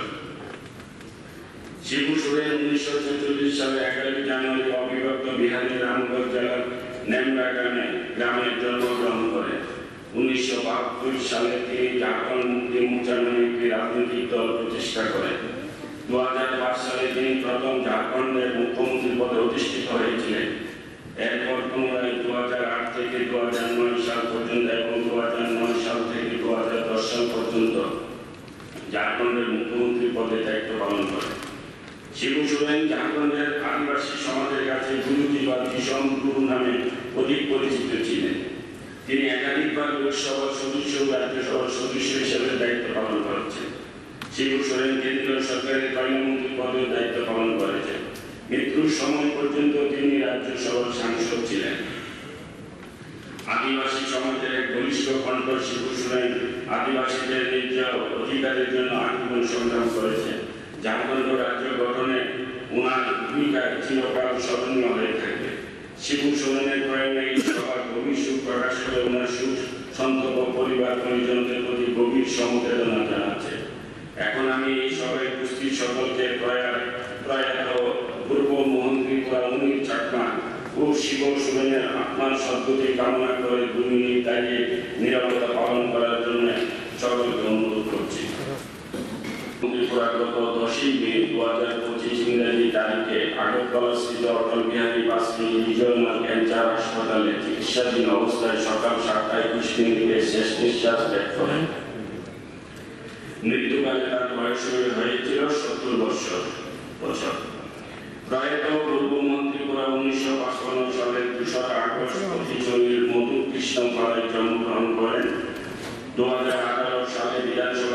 নির্বাচনে তিনি করবুক বিধানসভা নির্বাচনী কেন্দ্র থেকে বিজেপি দলের প্রার্থী হিসেবে জয়লাভ করেন। তিনি অত্যন্ত সহজ সরল প্রকৃতির মানুষ ছিলেন। মানুষের সাথে ওনার নিবিড় সম্পর্ক ছিল। মৃত্যুকালে তিনি স্ত্রী, 3 পুত্র, 1 কন্যা, আত্মীয় পরিজন সহ অসংখ্য গুণমুগ্ধদের রেখে গেছেন। প্রয়াত বিধায়ক পূর্বমন্ত্রী পড়ার নেতৃত্বে এই সভার গভীর শোক প্রকাশ করছে এবং ওনার শোক সন্তপ্ত পরিবার পরিজনের প্রতি গভীর সমবেদনা জানাচ্ছে। Already right. তো সুদীপবাবু যে কথাটা বলেছেন প্রধানমন্ত্রী আসবেন, সে কারণে সেদিন হাউসটা বড় হবে, এটা কিন্তু সেরকম একটা ভালো মেসেজ দেওয়া। অর্থাৎ হাউস না, আপনি প্রয়োজন তখন একদিন এগিয়ে আসবেন। আমি বলি প্রধানমন্ত্রী আসবেন, স্বাভাবিক আপনার মন্ত্রিসভা এবং বিধায়ক অনেকেই যাবেন, যেতে হবে। তাহলে আজকের এই ইয়েটা এটা আগামীকালে শুরু করে এই 2 দিন বাড়াতে আজকে এটা না প্রাণ ছিল যখন গভর্নর সামল করেছে তখন কি গভর্নর জানতো? একটা প্র্যাকটিক্যাল বিগ প্র্যাকটিক্যাল ব্রাদার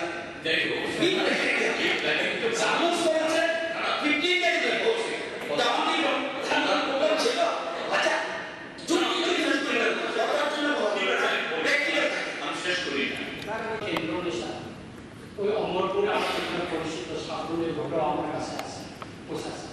আমি অনুরোধ করবো মাননীয় মুখ্যমন্ত্রী মহোদয় এবং আমাদের ফাইন্যান্সিয়াল মিনিস্টারকে আমি বিনয়স্ব অনুরোধ করবো, এটা যেন একটা সংশোধন করে যাতে প্রত্যেকটা বিধায়ক মহোদয়রা যাতে এলাকার যে গরিব অংশের মানুষ চিকিৎসার জন্য খরচ যাতে আমরা দিতে পারি। নোডাল অফিসারের মানুষ যেহেতু এসডিএম এর মাধ্যমে আমরা শুধু একটা প্রেসক্রিপশন বা একটা নোটিশ পাঠাবো যে এসডিএম এর কাছে যে ওনাকে এই টাকাটা দেবেন, ওনার প্রেসক্রিপশন সহকারে। এটার জন্য আমার একটা অনুরোধ থাকবে। ধন্যবাদ। বাবিকে উচিত ছিল প্রতিজ্ঞা যখন 18 মিশনের এখানে লেখা আছে 1 degree college will be established in each constituency of the state. এখন বক্তব্য হলো আমাদের বক্তব্য যে আমার জানা মতো আমাদেরই কনস্টিটিউয়েন্সিতে অনেক 2-4 জন ভর্তি হতে পারে। এখন আপনি এটা চলছে সেপ্টেম্বর মাস। রতনবাবু প্লিজ প্লিজ প্লিজ এখান থেকে এখানে গেলে বলা যায়। শুনুন আমি যেটা বলছি শেষ করে মাননীয় মন্ত্রীর কাছ থেকে আমরা জানতে চাই according to your promise by the decision document প্রত্যেকটা কনস্টিটিউশনের মধ্যে ডিগ্রি করে স্থাপন করা হবে কি না? ঠিক আছে, ঠিক আছে, ঠিক আছে। এই অর্থ বছরে রাজ্যের কলেজগুলোতে মোট কতজন ছাত্রছাত্রী ভর্তি হয়েছে? উত্তর 2025 ইংরেজি শিক্ষাবর্ষে উচ্চশিক্ষা দপ্তরের অধীনে রাজ্যের সাধারণ ডিগ্রি কলেজগুলিতে এখনো পর্যন্ত 23,416 জন ছাত্রছাত্রী ভর্তি হয়েছে। এখানে আমি একটু সংশোধন করতে চাই, আপনাদের হাতে যেই উত্তরটা দেওয়া হয়েছে সেখানে 23,400 জন আছে, সেটা আগের রিপোর্ট, যেটা রিপোর্ট আপডেট করা হয়েছে আমরা 16 জন এখানে বেড়েছে, তো এটা একটু সংশোধন করতে হবে। ওনার দ্বিতীয় প্রশ্ন, ছাত্র ভর্তির ক্ষেত্রে কোনো সমস্যা আছে কি? উত্তর, ছাত্র ভর্তির ক্ষেত্রে এখনো পর্যন্ত কোনো বিশেষ সমস্যা দপ্তরের নজরে আসেনি।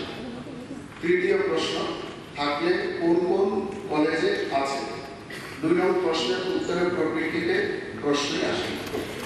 একজন কলিগ মাননীয় বিধায়ক নির্মলবাবু বলেছিলেন 4 দিন করা, আমি ওনার সঙ্গে বসেছি, তো আমরা তো 4 দিনে চেয়েছি, কিন্তু ব্যাখ্যা দেওয়া হয়েছে যে কোনো ম্যাটার নেই, বেশি বিল নেই, 2 দিনে করা হবে। এবং পরিষদীয় মন্ত্রী মিটিংয়ে বলেছেন যে নভেম্বর-ডিসেম্বর নাগাদ হবে, তখন আমরা বেশি দিন করব। সুতরাং আমরা যে কথা বলিনি এমন কথা নেই, তারপরে সেখানে মেজরিটি রুলিং পার্টি থাকে, তারা সিদ্ধান্তই তো সব বোঝা কথা না মানে তো আমরা বেরিয়ে আসতে হবে। মন্ত্রিসভা আগে অনেক সময় গভর্নেন্সে পাঠান, আর প্রধানমন্ত্রীর আসার তারিখ তো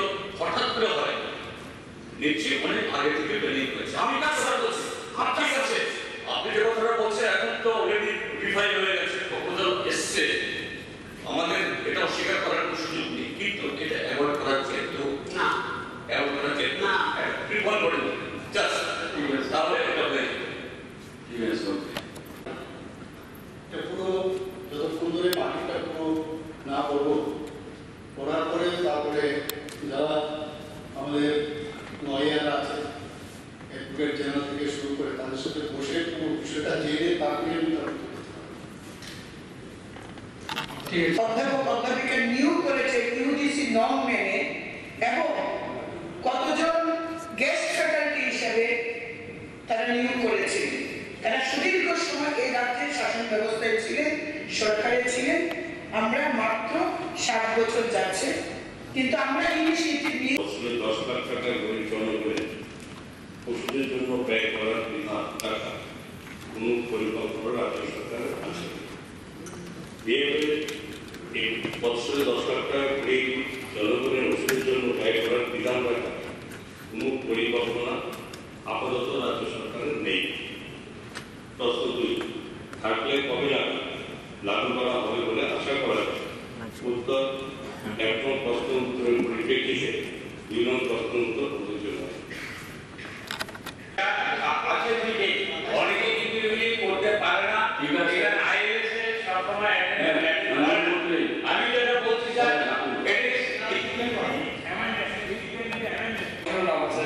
সময় লাগবে। তদুপরি আমার মনে আছে রিভিউ মিটিং আপনি বিষয়টা মিস করেছিলাম, আমি বলেছিলাম প্রপোজাল আসার জন্য, কিন্তু আজকে আপনি দিয়েছিলাম প্রপোজাল কিন্তু পাঠাননি।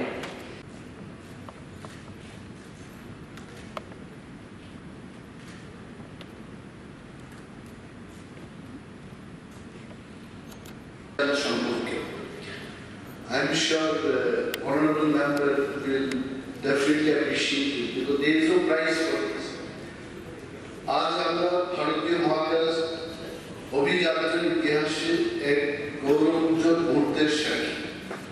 আমাদের প্রিয় দেশ ভারতের গর্ব, ভারতীয় বিমান বাহিনীর গ্রুপ ক্যাপ্টেন তথা মহাকাশচারী শুভাংশু শুক্লা এক ঐতিহাসিক সাফল্য অর্জন করেছেন।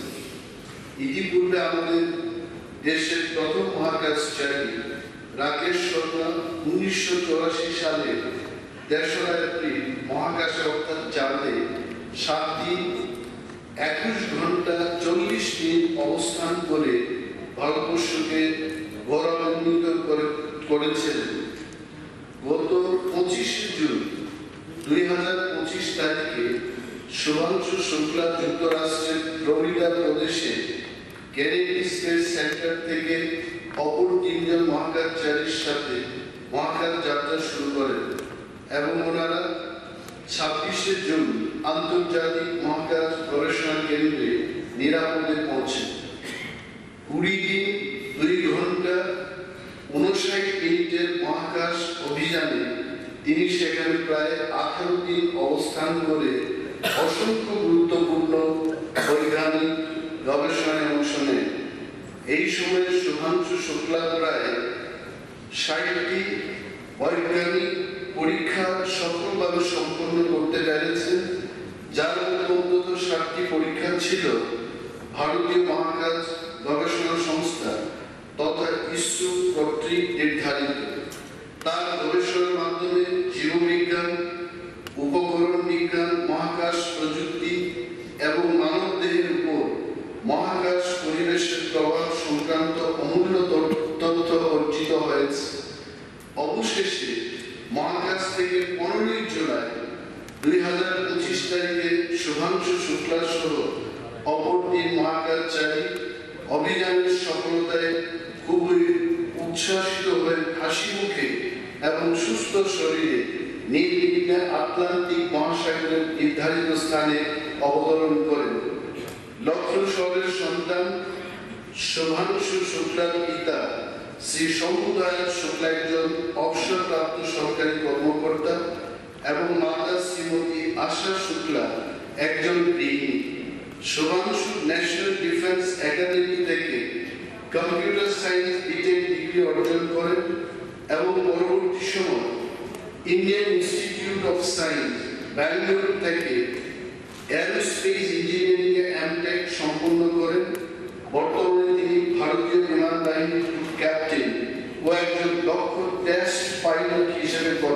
আছেন। ভারতের কৃতি সন্তান শুভাংশু শুক্লার এই ঐতিহাসিক সাফল্যে সমগ্র ভারতবাসী আজ খুবই গর্বিত। ত্রিপুরা বিধানসভা এই অসামান্য সাফল্যের জন্য শুভাংশু শুক্লাকে আন্তরিক অভিনন্দন জ্ঞাপন করছে এবং তার সুস্বাস্থ্য ভবিষ্যৎ জীবনের সর্বাঙ্গীন সাফল্য কামনা করছে। কনফিউশন করতে পারতো জানি না, তারপরেও স্টেটমেন্ট ডিটেলস আলোচনার জন্য মাননীয় অধ্যক্ষ মহোদয় সময় দিলে 23 তারিখে আমরা আলোচনা করবো এবং অ্যালট করার জন্য অনুরোধ করছি যাতে 1 ঘন্টা আলোচনা করা যায়। বিচার বিবেচনা করা যাবে কি করা যাবে না ঠিক তেমনি মাননীয় সদস্য রঞ্জিতবাবু যেটা বলেছেন সে একই উত্তর, এটা বিচার বিবেচনা করা দেখা যাবে অ্যামেন্ডমেন্ট কোথায় চেঞ্জ করার পক্ষে বিপক্ষে কি আছে আলোচনা করে যাবে। ঠিক আছে, ঠিক আছে। নেক্সট কোর্সে সরকারের নামের পাশে উল্লেখ রয়েছে আমি পর্যায়ক্রমে মাননীয় সদস্যগণের নাম কাটলে তিনি তার নামের পাশে উল্লেখিত নাম মনে হয় আপনার কাছ থেকে না না আমাদের তিন ফার্ম রয়েছে, তার মধ্যে আপনার জেলাতে আমাদের হাওয়াই বাড়ি যেটা তেলিয়ামুড়ার পাশে রয়েছে এবং রিসেন্টলি আমি সেখানে আরো কিন্তু প্রায় 4টা অতিরিক্ত যদি সুপ্রিম কোর্ট থেকে পাঠিয়ে দিয়ে থাকে উপায় থাকবে না, ওইভাবেই করতে হবে। স্বাভাবিক, এবার তার কথা উঠে না। উদ্দেশ্য হচ্ছে যাতে আমরা আমাদের রাজ্যে হাই ইয়েলিং জাম প্লাজম আমরা প্রোভাইড করতে পারি। অর্থাৎ আমরা যেমন বাইরে থেকে ট্যালেন্ট আছে, বর্তমান থেকে আমরা অনেক আগে এনেছিলাম।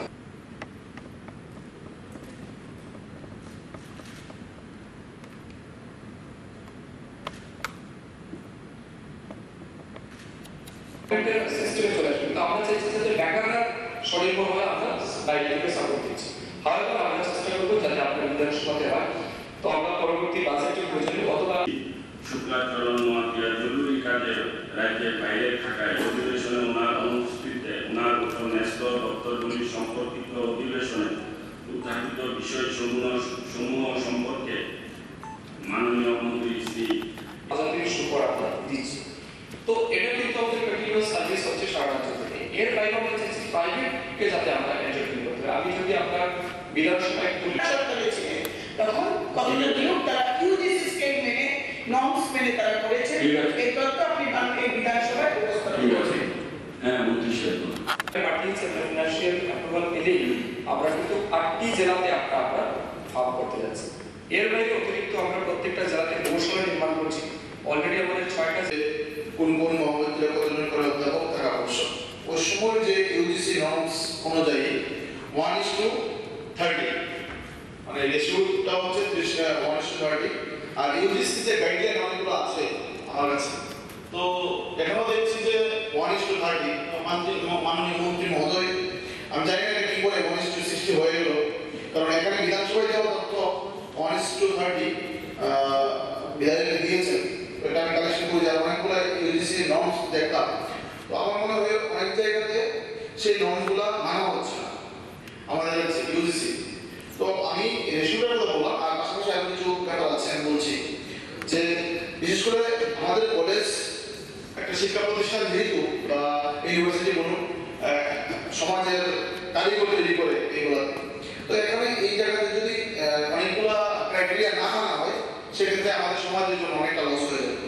তো আমাদের কাছে যেই কলেজগুলো এখন আছে এর মধ্যে যে কলেজগুলোতে 4 ইয়ার ডিগ্রি কোর্স মানে আছে, ওই 4 ইয়ার ডিগ্রি কোর্সের মধ্যে আমরা লক্ষ্য করতে পারছি যে প্রয়োজনীয় অ্যাসিস্ট্যান্ট প্রফেসর বা অধ্যাপক না থাকার দরুন এখানে যে 4 ইয়ার কোর্সে যারা ফাইনাল ইয়ার ওই সময় রিসার্চ পেপার যখন পড়ানো হয় সেই ক্ষেত্রে যারা গেস্ট ফ্যাকাল্টি আছে, যারা অলরেডি মানে পিএইচডি নেট স্ট্যাক করেনি, তাদেরকে কিভাবে ক্লাস করানো, যারা ফাইনাল ইয়ার রিসার্চ তারা 4 ইয়ার ডিগ্রি করার পর পিএইচডি করবে, তাদেরকে ক্লাস করার ক্ষেত্রে তো পিজিটি দিয়ে হবে না বা নর্মাল গেস্ট ফ্যাকাল্টি দিয়ে হবে না। একটা ইউজিসি যে নর্মস আছে সেই নর্মস অনুযায়ী তাদেরকে নিয়োগ করতে হবে। তো সেই ক্ষেত্রে আমি অনেক কিছুই লক্ষ্য করছি। আর অধ্যাপক নিয়োগের ক্ষেত্রে আমাদের ত্রিপুরা স্টেটের হায়ার এডুকেশন দপ্তর যখন নিয়োগ নোটিফিকেশন জারি করেন যে অধ্যাপক নিয়োগ করা হবে বা অ্যাসিস্ট্যান্ট প্রফেসর যাদেরকে নিয়োগ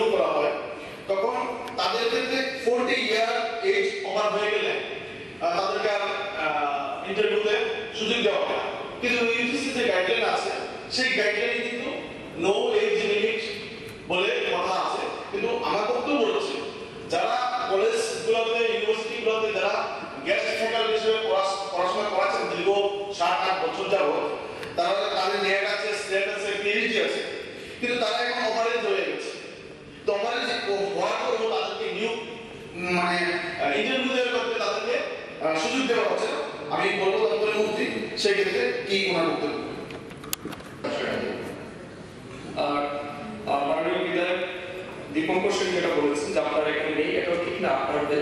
আপনার জেলাতে প্রায় 3টি আমাদের ফার্ম আছে, একটা ইনক্রিজ করা আছে, এবং তার সাথে সাথে আমাদের একটা বড় স্কিম চলছে, সেটা হচ্ছে NLMC, national livestock mission. National livestock মিশনের আন্ডারে কিন্তু আমরা প্রাইভেট এন্টারপ্রাইজ এবং এই প্রশ্নে যারা যারা রেখেছে সবাই যেন এই প্রশ্নে অংশগ্রহণ করতে পারে। ধন্যবাদ। আমি শ্রী গোপাল চন্দ্র রায়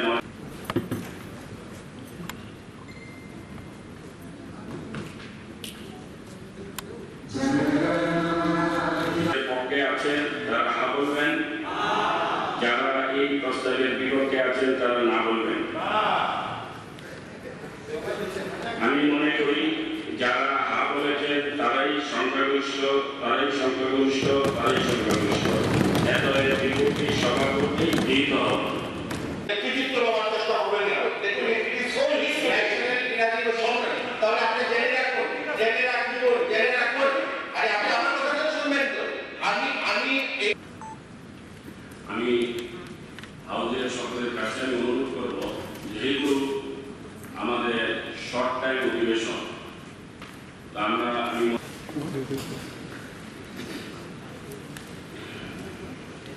সুজ্ঞাপন মাননীয় সদস্য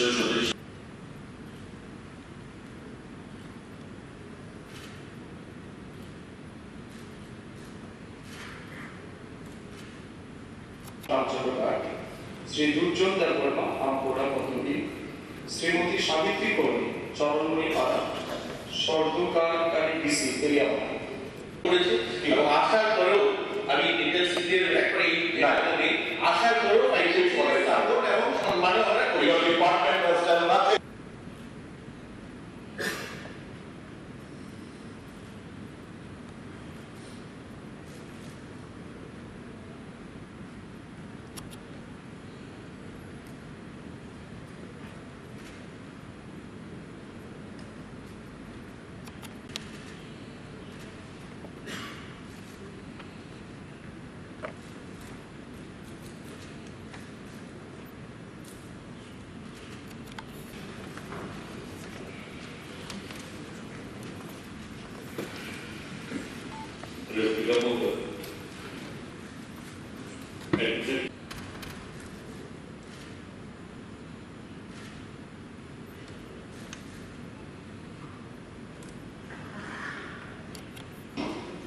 রাজ্যের বিভিন্ন কলেজে ছাত্র ও বিষয়ের support, logistic support, whatever is required, আমরা কিন্তু সবগুলি দিচ্ছি যাতে তারা সেখানে লাভ করতে পারে। এবং আমরা দিচ্ছি সেখানে অনেক বেশি মানে প্রাইভেট এন্টারপ্রাইজ ইতিহাস মেলতার উপকৃত। এখন প্রশ্ন উত্তর। মাননীয় সদস্যগণ, এখন প্রশ্ন উত্তর পর্ব। আজকের কার্যসূচিতে সংশ্লিষ্ট দপ্তরের গুরুত্বপূর্ণ বিষয় এখানে রেজ করেছেন, আমি আপনাদের অবগতির জন্য জানাই। এটা আলোচনার ভিত্তিতে আগামী দিনে হচ্ছে গাইডলাইন এটা নিয়ে পরিবর্তন করা গাইডলাইন এবং আর্থিক সাহায্য করা হয়। ঠিক আছে, কি করা একটু উল্লেখ করে থাকলে ভালোই আমার মনে রেকর্ডে যারা আমি সবাইকে অবহিত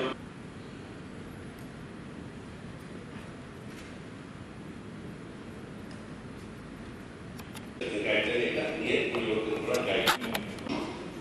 রাজ্যের বিভিন্ন কলেজে ছাত্র ও বিষয়ের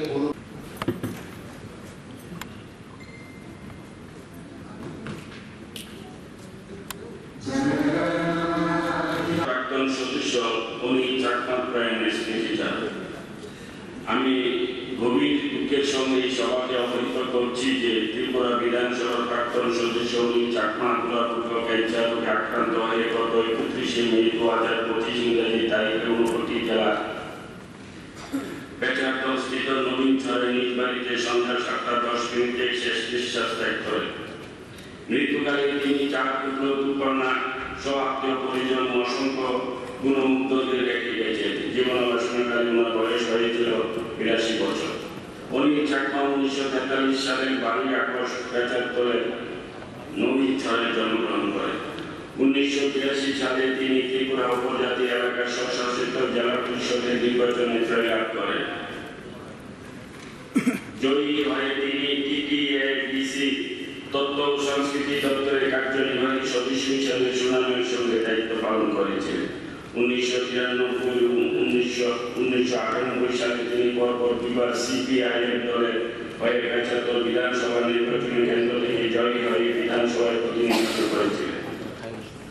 ত্রিপুরা বিধানসভার প্রাক্তন বিধায়ক অনিল চাকমা প্রয়াণী সভা গভীর শোক প্রকাশ করে ওনার সুস্থ পরিবার পরিজনদের প্রতি গভীর সমবেদনা জানাচ্ছেন। স্মৃতিচারণ প্রাক্তন আমি হাউজের সকলের কাছে আমি অনুরোধ করব, যেহেতু আমাদের শর্ট টাইম অধিবেশন, আমরা পক্ষে আছেন তারা হা বলবেন, যারা এই প্রস্তাবের বিপক্ষে আছেন তারা না বলবেন। আমি মনে করি যারা হা বলেছেন তারাই সংখ্যাগরিষ্ঠ। এত বিপক্ষে সভা করতেই গৃহীত হবে।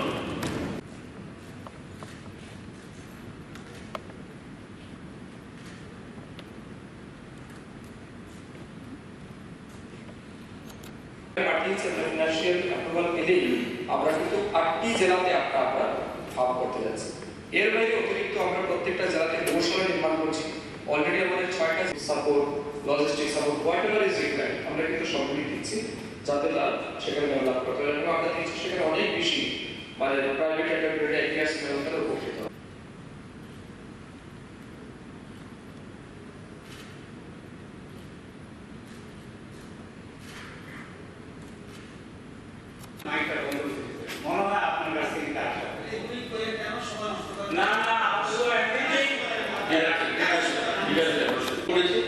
আসার পরেও আমি ইন্টারসিটির একটা আসার পরেও পাইছেন করে সাপোর্ট এবং সম্মান আমরা করি। ডিপার্টমেন্ট হোস্টেল না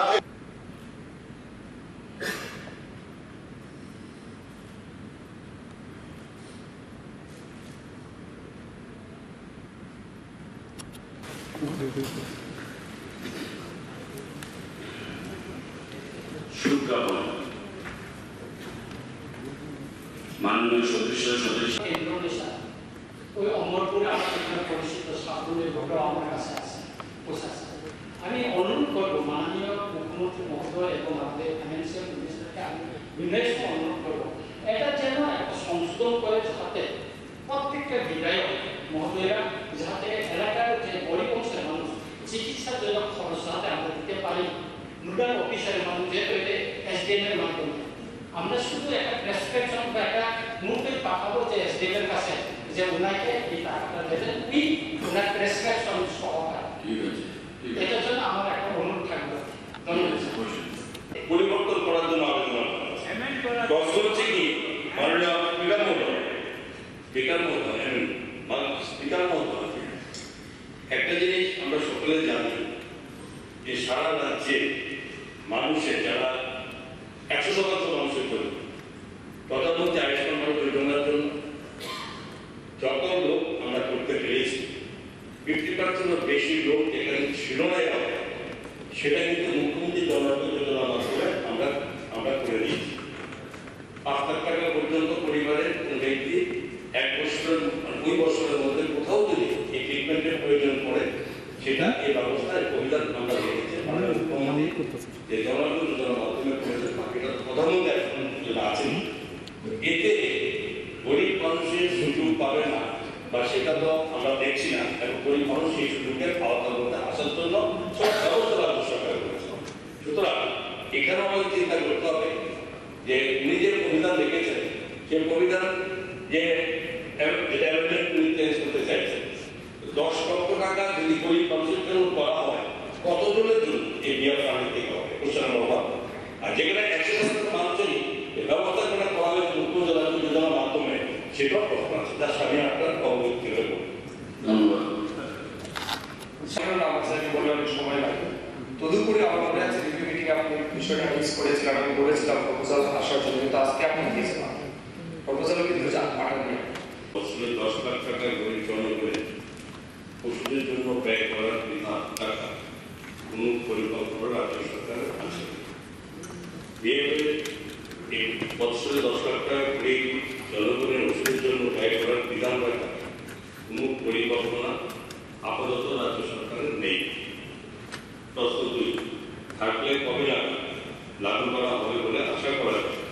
উত্তর, একদম প্রশ্ন উত্তরের পরিপ্রেক্ষিতে 2 নং প্রশ্ন উত্তর প্রযোজ্য নয়।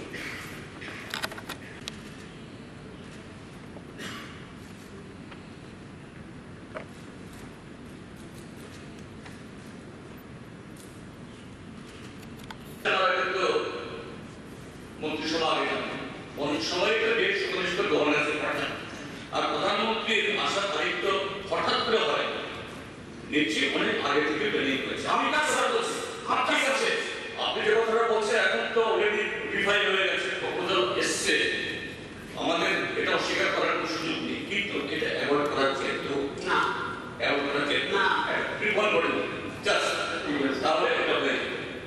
ঠিক আছে, ইয়ে করা হয়েছে, এটা অলরেডি রাইট।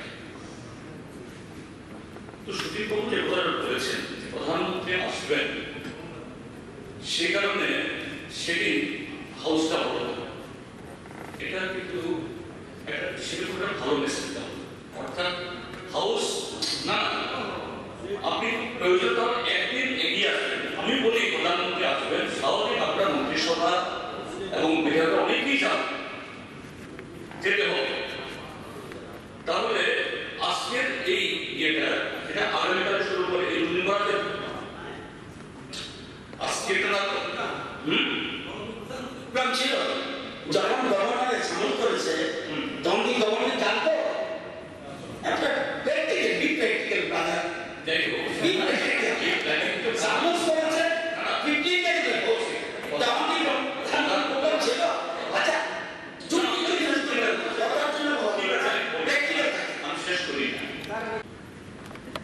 যে কোনো গরিব মানুষ তার চিকিৎসার জন্য যদি বহিরাজ্যে যেতে হয়, আমরা যারা বিধায়করা হচ্ছে আমরা প্রস্তাব দিই নোডাল অফিসারের কাছে, no issue. They do not exceed the sum of rupees 1 lakh or 1.5 lakh. Or কিংবা কোনো ওষুধের ম্যাটারে এত বহিরাজ্যে যেতে হলে they can always take the guide. Extra burden financial বার্ডেনও ডক্টর হচ্ছে। এখন হিউম্যান লাইফ নিয়ে এখন একটা প্রশ্ন করেছে, বিনা চিকিৎসায় উন্নত মানের চিকিৎসা ছাড়া কিংবা তার ফিনান্সিয়াল কনস্ট্রেন্টের প্রেক্ষিতে ওষুধপত্র জোগাড় করতে পারছেন না। There has been a spike in the last few years. There has been a spike in the price of medicines.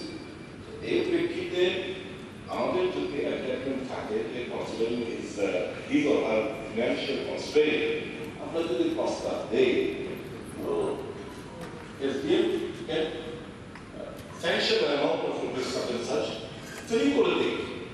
আমার মনে হয় এই ডক্টরের এই জায়গায় আমার মনে হয় এটা কনসিডার করা রিকনসিডার করা উচিত এবং আগামী দিনগুলোতে এই গাইডলাইন ভাবে তৈরি করে এটাকে কিভাবে ইন্ট্রোডিউস মানে করা যায় এর মধ্যে গাইডলাইনের মধ্যে সেটা বিবেচনা করবেন, সেটা একটা অনুরোধ। ঠিক আছে। একজন কলিগ মাননীয় বিধায়ক নির্মলবাবু বলেছিলেন 4 দিন করা, আমি ওনার সঙ্গে বসেছি, তো আমরা তো 4 দিনে চেয়েছি, কিন্তু ব্যাখ্যা দেওয়া হয়েছে যে কোনো ম্যাটার নেই, বেশি বিল নেই, 2 দিনে করা হবে এবং পরিষদীয় মন্ত্রী মিটিংয়ে বলেছেন যে নভেম্বর ডিসেম্বর নাগাদ হবে, তখন আমরা বেশি দিন করব। সুতরাং আমরা যে কথা বলিনি এমন কথা নেই, তারপরে সেখানে মেজরিটি রুলিং পার্টি থাকে, তারা সিদ্ধান্তই তো সব ওদের আমার কথা না মানে তো আমরা বেরিয়ে আসতে হবে। গত 10ই মে 2025 ইংরেজি তারিখে আগরতলাস্থিত অটল বিহারী বাজপেয়ী রিজিওনাল ক্যান্সার হাসপাতালে চিকিৎসাধীন অবস্থায় সকাল 7টায় 20 শেষ নিঃশ্বাস ত্যাগ করেন। মৃত্যুকালে তার বয়স হয়েছিল 70 বছর। প্রয়াত পূর্বমন্ত্রী পুরা 1955 সালের 2 আগস্ট পথিচরীর মধুকৃষ্ণপাড়ায় জন্মগ্রহণ করেন। 2018 সালে বিধানসভা নির্বাচনে তিনি খড়গপুর বিধানসভা নির্বাচনী কেন্দ্র থেকে বিজেপি দলের প্রার্থী হিসেবে জয়লাভ করেন। তিনি অত্যন্ত সহজ সরল প্রকৃতির মানুষ ছিলেন। মানুষের সাথে ওনার নিবিড় সম্পর্ক ছিল। মৃত্যুকালে তিনি স্ত্রী, 3 পুত্র, 1 কন্যা, আত্মীয় পরিজন সহ অসংখ্য গুণমুগ্ধদের রেখে গেছেন। প্রয়াত বিধায়ক পূর্বমন্ত্রী পুরার নেতৃত্বে এই সভার গভীর শোক প্রকাশ করছে এবং ওনার শোক সন্তপ্ত পরিবার পরিজনের প্রতি গভীর সমবেদনা জানাচ্ছে। আমরা লক্ষ্য করেছি 2019 সালে আমাদের রাজ্যে ডিগ্রি কলেজ 22টি ছিল, তার ছাত্রছাত্রীর সংখ্যা 47,249 জন এবং 2025-এ 25টি ডিগ্রি কলেজ, তার ছাত্রছাত্রীর সংখ্যা 72,460 জন।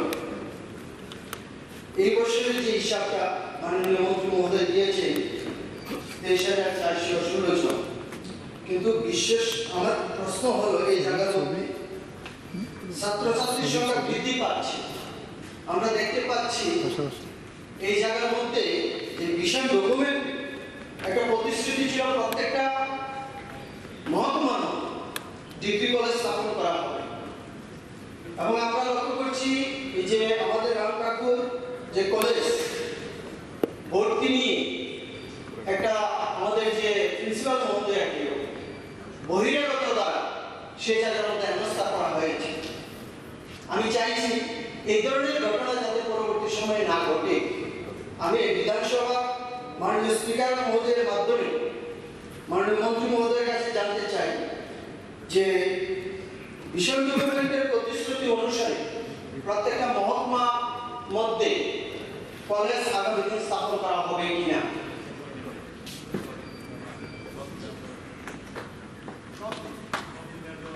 সব বিধানসভা এলাকার মধ্যে কেন্দ্রে ঠিক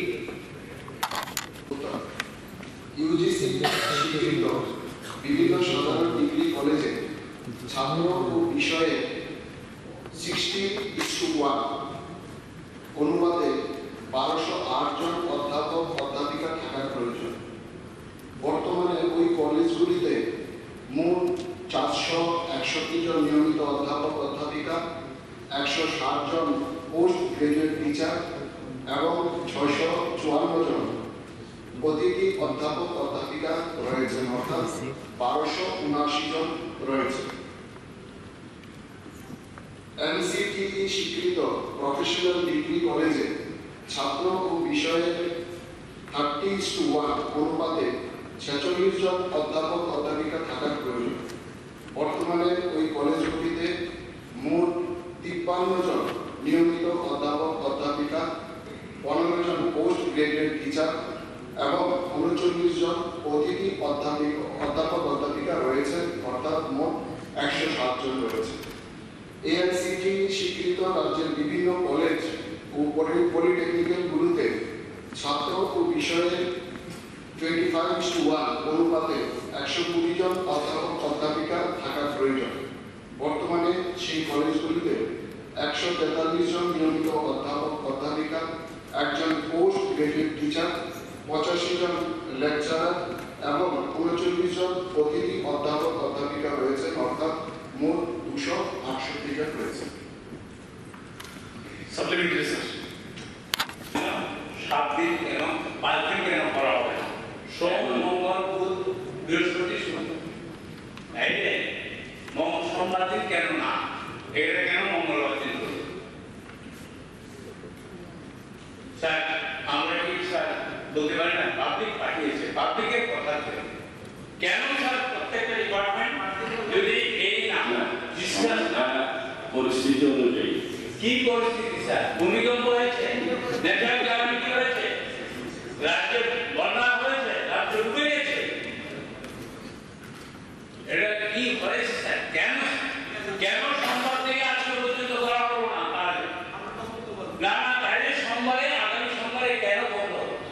কেন বন্ধ না? হোয়াই নট বুধবার, বৃহস্পতিবার, আচ্ছা, আপনার বক্তব্য কি আপনি বলেন? আমার বক্তব্য হলো স্যার 5 দিন করতে হবে এবং প্রত্যেকটা ডিপার্টমেন্ট কাজ করতে হবে, না হলে তার পড়াশোনা হচ্ছে। ঠিক আছে। এখানে নাহলে আমাদের অনস্পট মাননীয় মুখ্যমন্ত্রী, মাননীয় মন্ত্রীগণ একত্রিশ হবে। আমি যেটা বলছি, কারণ প্রত্যেকটা ডিপার্টমেন্টের তার কাজগুলি হচ্ছে, এগুলি তুলে ধরতে হবে। ঠিক আছে। Nobody is 100% correct, sir. Michelle, you, sir,